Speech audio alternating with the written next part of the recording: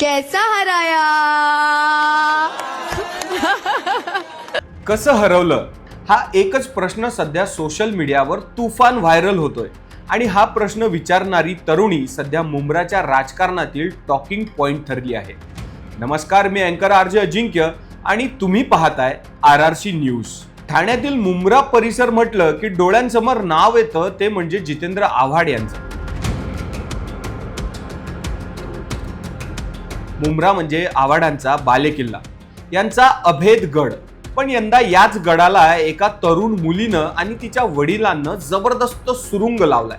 त्या तरुण नगरसेविकेचं नाव आहे सहर युनुस शेख. हा लढा फक्त निवडणुकीपुरता नव्हता, तर हा लढा होता दोन जुन्या मित्रांमधला. जितेंद्र आव्हाड आणि युनुस शेख यांची मैत्री अख्ख्या ठाण्याला माहिती होती. पण युनुस शेख यांच्या लेकीला तिकीट नाकारलं गेलं आणि तिथूनच या राजकीय संघर्षाची ठिणगी पडली.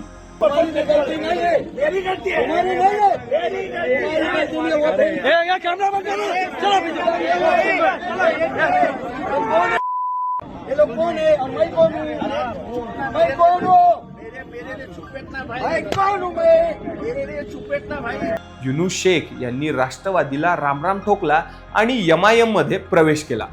आपली मुलगी सहर शेख हिला मैदानात उतरवलं. एकीकडे आव्हाडांची प्रतिष्ठा आणि दुसरीकडे युनुस शेख यांची जिद्द.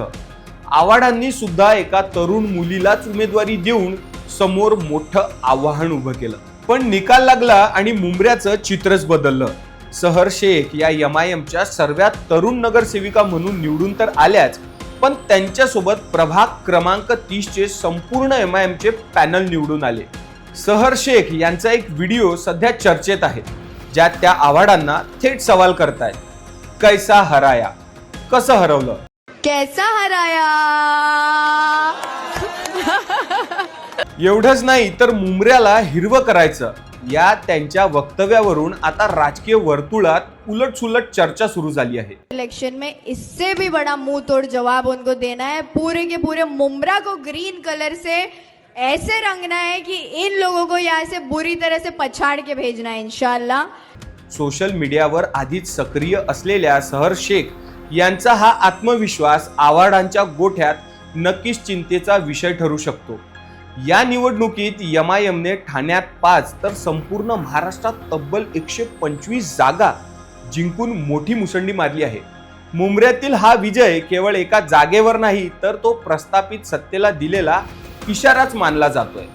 तर मित्रांनो, जितेंद्र आव्हाड आणि युनुस शेख यांच्या या राजकीय युद्धात आता सहर शेख यांच्या रूपाने एक नवा चेहरा समोर आलाय. तुम्हाला काय वाटतं? सहर शेख यांच्या या विजयामुळे मुंब्र्याचं राजकारण कायम बदलणार का? कमेंट बॉक्समध्ये नक्की तुमची मतं मांडा.